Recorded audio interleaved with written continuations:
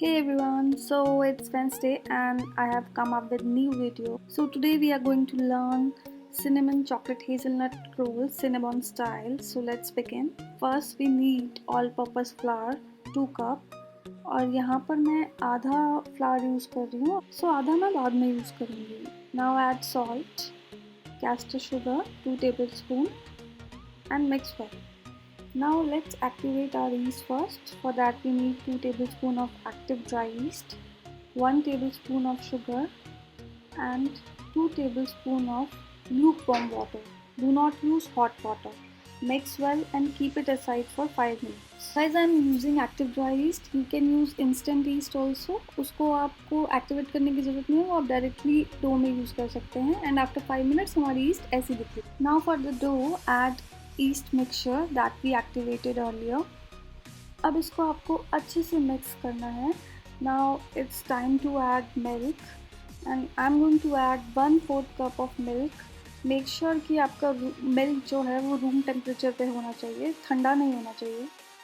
Mix well and guys, जैसे कि मैंने आपको पहले भी बताया था कि आप इसमें instant yeast भी यूज़ कर सकते हैं instead of active dry yeast.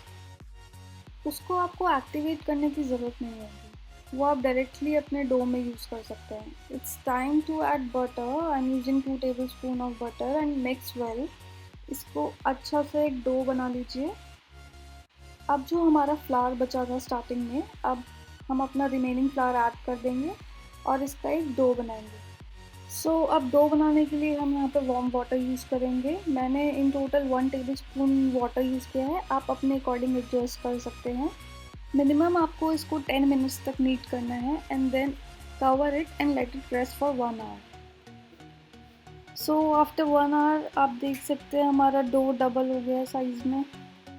knead it again and अब हम इसके रोल्स बनाएंगे.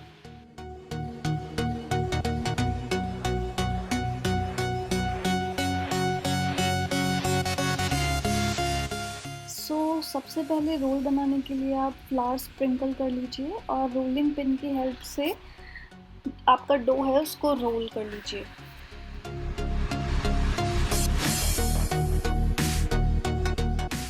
अब हम अपने डो को यहाँ कट कर लेंगे रेक्टेंगुलर शेप में, जिससे कि हमारा जो सिनेमन रोल्स होंगे उनकी शेप अच्छी आएगी जब हम उसे कट करेंगे. सो ये रेक्टेंगुलर शेप में हो गया है और अब मैं इस पे चॉकलेट हेज़लनट स्प्रेड लगाऊंगी. यहाँ पर मैं अपूरा ब्रांड का चॉकलेट हेज़लनट स्प्रेड यूज़ कर रही हूँ. इसकी लिंक मैं नीचे डिस्क्रिप्शन बॉक्स में डाल दूँगी अगर आपको परचेज़ करना है. If you have Nutella you can use that to and spread it on top generously.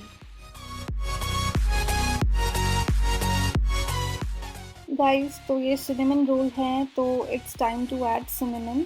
तो मैंने सिनेमन और शुगर आधा आधा लेकर उन्हें ऑलरेडी मिक्सर में ग्राइंड कर लिया है और मैं अब इसके ऊपर इसे स्प्रिंकल करूँगी. Now it's time to roll our dough.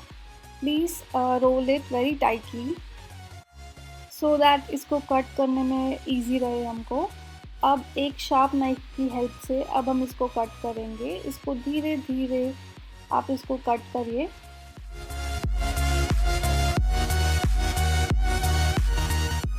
So our cinnamon roll will look like this.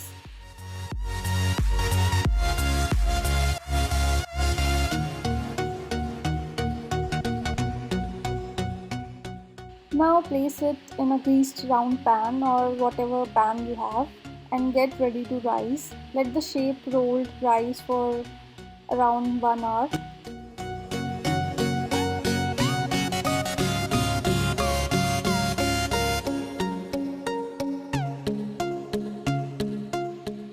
Again cover it and let it rest for 1 hour.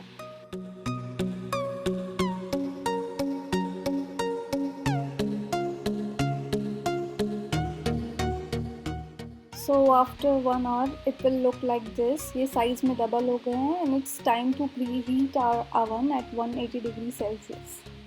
Let's make our glaze. For that we need icing sugar 4 tablespoon and add milk and mix together to make a glaze. If you don't have icing sugar तो आप normal sugar भी use कर सकते हैं उसको grind कर कर.